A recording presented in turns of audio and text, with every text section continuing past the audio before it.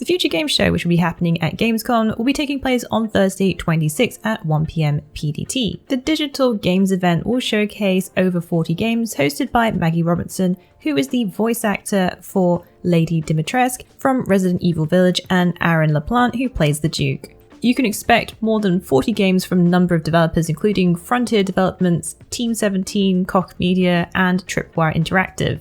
The Future Game Show will showcase a number of gameplay clips featuring developer walkthroughs and present some world premieres according to the official announcement. This year, there will be a virtual show floor exhibition containing games that will be accessible through Steam, with demos available after the event. Also announced this week, this year's Microsoft Livestream at Gamescom 2021, which will be kicking off one day before on August 24th at 10 AM PDT, 1 PM EDT, 6 PM BST, or 7 PM CEST. On YouTube, Twitch, Facebook Gaming, and Twitter. The event will have the biggest exclusive games lineup ever according to Microsoft, with in-depth updates on previously announced titles and updates on Xbox Game Pass. This year will feature Bethesda Germany, which will be hosting live stream programs over several days, starting on August 26, which can be found on Bethesda's mainstream on Twitch. Developer Owlcat Games and publisher Meta have now unveiled the release date for Pathfinder Wrath of the Righteous console versions, releasing on March 1st, 2022. The upcoming CRPG is set to launch on PC first in September, with console versions for PlayStation 4 and Xbox One releasing next year. To celebrate the announcement, a new trailer was revealed during Microsoft's Twitch Gaming Showcase ID at Xbox, which unveiled the main villain as well as the companion cast that will help them on their journey. There were also new details about new characters, gameplay mechanics, and mythic transformations. By taking one of these paths, mythic transformations can allow characters to rise in the ranks, earning new skills and mythic abilities, as well as affecting the world around them, such as Dresden, the biggest fortress in the game. Pathfinder Wrath of the Righteous will release on PC on September 2nd, 2021, and on consoles PlayStation 4 and Xbox One on March 1st, 2022.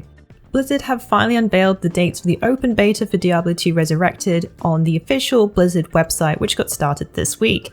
Those who have pre-ordered the game have early access starting August 13th. This will be followed by a public open beta weekend starting on August 20th. Those who pre-order Diablo 2 Resurrected or Diablo Prime Evil Collection will be able to play in the first beta. Both weekends will be open to all consoles except for Switch, so that means you can play on PlayStation 4, PlayStation 5, Windows PC, Xbox One, Xbox Series X versions. The cross-progression support can also be tested during this beta. If you are looking for keys to play, you can check out our Twitch channel because we will be having drops on there. If you are looking for more details about Diablo 2 Resurrected Beta, be sure to check out our video on our YouTube channel because it explains it all there in plenty of detail. A free demo will be released for upcoming JRPG Tales of Arise, which will be released on August 18th for platforms PlayStation 4, PlayStation 5, Xbox One, and Xbox Series X and S. The demo is releasing ahead of the Tales of Arise launch on September 10th. So far, no news on the PC demo version. Tales of Arise is the 17th entry in the main series, an action RPG following protagonists Alphen and Shion. Together with their party, they'll explore the world of Dana, climbing rocking terrain, swimming in rivers, gathering by the campfire to cook food, as well as fight a number of foes. You can also check out our Tales of Arise gameplay impressions hands-on, which explores the demo, taking a look at difficulty, exploration, boost strikes, and more. Tales of Arise will release on September 10th on PC, PlayStation 4, PlayStation 5, Xbox One, and Xbox Series X and S. Publisher Chucklevision and developer Pixel have announced that the 2D pixel adventure RPG Eastward will be launching on September 16th as a Nintendo Switch Time console exclusive, as well as releasing on PC. After spending about 2 years in development, the title is finally launching. It draws inspiration from Japanese RPGs, but combining influence from Asia architecture and culture from such places as Hong Kong, South Korea, Shanghai, and India. Other inspirations include Zelda, Earthbound, and Studio Ghibli. The story of Eastward follows a miner and a mysteriously powerful girl who takes off on an adventure across the country on a train journey in a land now toxic. The action gameplay involves switching weapons best to challenge your foes, and switching between characters to defeat environmental puzzles. Players can explore and find items and also cook. Chucklefish estimates players will take about 30 hours to complete the game. The Elder Scrolls Online Waking Flame will be arriving at the end of August. Along with it will come a number of graphical improvements for Xbox Series X and S and PlayStation 5 players.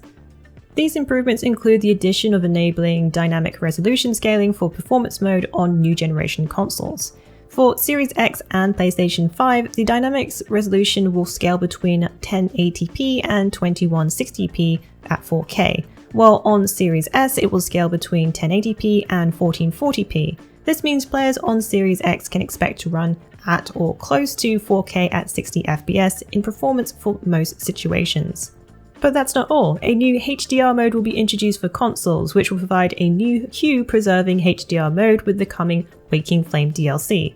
But players will also be able to choose between the current and new HDR mode default and the current HDR mode, which will be under Vibrant. A multi-threaded rendering beta for PC will be available, which will bring the improvements made on consoles to PC with an opt-in beta setting. This setting will hopefully improve the frame rate for those who are CPU limited.